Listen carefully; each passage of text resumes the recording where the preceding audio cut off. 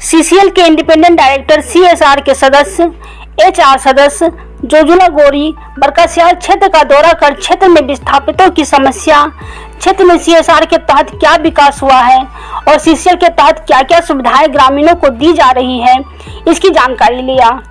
आज सीसीएल बरकासियाल का दौरा कर क्षेत्र के महाप्रबंधक और स्थानीय यूनियन के नेताओं से मुलाकात की और क्षेत्र के विकास जन समस्या के बारे में जानकारी लिया। इस मौके पर जोजुला गोरी उरीमारी पोटांगा के विस्थापित हुए ग्रामीण की समस्या को जानने के लिए उरीमारी की न्यू बरवा टोला गई, जहां विस्थापित ग्रामीणों की समस्या से अवगत हुई और उनको कुछ सलाह भी दी। इस मौके पर जोजुला गोरी ने महिलाओं को बताया कि जो कंपनसेशन में जमीन के पैसे मिलते हैं वो सही उपयोग करें, उससे अपना कुछ रोजगार भी करें, उससे कुछ जमीन भी खरीद लें, सिर्फ उसको ऐश मौज में ना उड़ाएं, उस पैसे का कुछ सदुपयोग करें, जमीन लें और बिजनेस करें। स्थानीय विस्थापित महिला डालन मिल ने बताया कि सीसीएल हम लोगों को विस्थापित तो कर दिया, पुनर्वास भी कर दिया, पर जहां पर पुनर्वास किया है वहां कोई भी सुविधा नहीं मिली है, ना रोड है, ना स्वास्थ्य केंद्र की सुविधा है, पीने के पानी की सुविधा भी नहीं है। डालन मिल ने प्रबंधन पर आरोप लगाते हुए कहा कि हमारे बच्चों को दो तरह से देखा जा रहा है, डीएवी के लिए बस दिया गया है, लेकिन गरीब के जो बच्चे हमारे हैं उसके लिए कोई व्यवस्था नहीं है। अस्पताल तो बना दिया गया है, पर ना डॉक्टर्स हैं ना नर्स हैं। जब कोई बीमार पड़ता है तो उसे ले जाने के लिए भी कोई सुविधा नहीं मिलता है, अर्थात मूलभूत सुविधा हम लोगों को यहाँ पर कुछ भी नहीं मिला है। रामगढ़ से महेश प्रसाद की रिपोर्ट। मैम, क्षेत्र के दौरा आप कर रहे हैं, मुख्य उद्देश्य क्या है आपका? सबके लिए नमस्कार।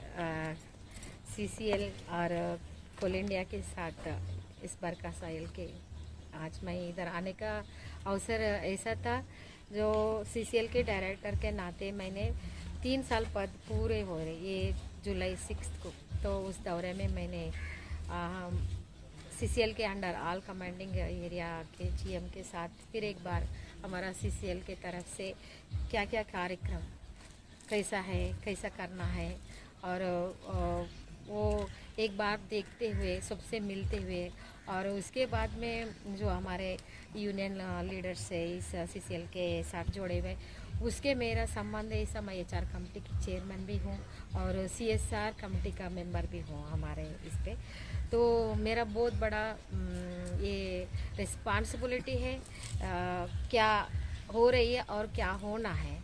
तो इसके साथ साथ इस क्षेत्र में, क्योंकि मेरा जो लाइफ के अंतर्गत एजुकेशन बहुत बढ़िया भूमिका हो सकती है एक लाइफ के से इस दुनिया में बोले तो ये झारखंड की ये बहुत अदृष्ट की बात भी ये है, ये खदान है यहाँ, और उतना भी वो बेकिस्मती भी है, क्योंकि इस धरती कई दिनों में एक बहुत कोने वाले हैं। इस धरती से आधारित एनवायरनमेंट डिस्ट्रॉय होते जा रही है हमारे सामने, आपको सबको पता है। और इसके साथ साथ जनजीवन संबंध जो अगले पीढ़ी के लिए एजुकेशन इसके सिवा और कुछ नहीं हो पाएगा। इसके लिए मैंने एक एडवाइस देना चाहती हूँ, इधर बच्चे 6 क्लास तक प्राथमिक अंश में पढ़ के उसके बाद में गुरुकुल की व्यवस्था होना चाहिए, और 6th ले लेके PhD तक बच्चे कितना भी पढ़े उतना तक गुरुकुल की व्यवस्था, वो बच्चे के साथ अगर हॉस्टल में रह के पढ़े तो बहुत बढ़िया पढ़ाई होते हैं, और मीडियम माध्यम से भी बहुत बढ़िया इंग्लिश मीडियम माध्यम से, उसके साथ साथ ये लोगों को टेक्निकल कंप्यूटर ट्रेनिंग भी दिया जाता है, क्योंकि आफ्टर कोविड के बाद में अपन को तो पता चल गया सब बच्चे के लिए ऑनलाइन चल रहा था, और जो आम आदमी का जैसा मेल है वो लगा तो काम करने को गया, लेकिन औरत बच्चे के साथ बहुत परेशानी होती गई। कई लोगों के साथ फ़ोन नहीं है, कई लोगों के साथ कंप्यूटर नहीं, ऐसा। लेकिन इसीलिए मैंने हमारे सीसीएल से अनुरोधित करते हुए, और मैंने ये कह रही हूँ कितना हो सके उतना हमारे जीएम साहब लोगों के लिए मेरा प्रार्थना है, सबके लिए ग्राम मुखिया साथ छोड़ के, नहीं तो ग्राम कमेटी के साथ छोड़ के जो ग्राम कमेटी के साथ, ग्राम में क्या नहीं वो इलेक्शन होता है वो चले जाता है, वो नहीं है। ग्राम कमेटी के साथ जोड़ के ऐसा कमेटी बनाई है, उसके साथ कंप्यूटर्स एक 5 कंप्यूटर्स नहीं तो 3 कंप्यूटर छोड़िए, सबके लिए टेक्निकल होना चाहिए, टेक्निकल ट्रेनिंग होना चाहिए, उसके साथ साथ अच्छा शिक्षण होना चाहिए, और उसके साथ साथ जो सिंगल पेरेंट है, जो वुमेन है सिंगल पेरेंट, उसके बच्चे से उसको कड़ी ध्यान देना चाहिए। जो कोविड पे कोई है वो बच्चे के लिए तो गवर्नमेंट ऑफ इंडिया से जो कुछ सुविधा प्रोजेक्ट मिला, लेकिन ऐसा सिंगल पेरेंट जो औरत रहती है उसके साथ बहुत बढ़िया बेदर्द संगठन बीतते रहती है, तो उसकी भी आपने उसके लिए सहायता भी करे, सहायता नहीं वो अपन की रिस्पॉन्सिबिलिटी है उसको करने का।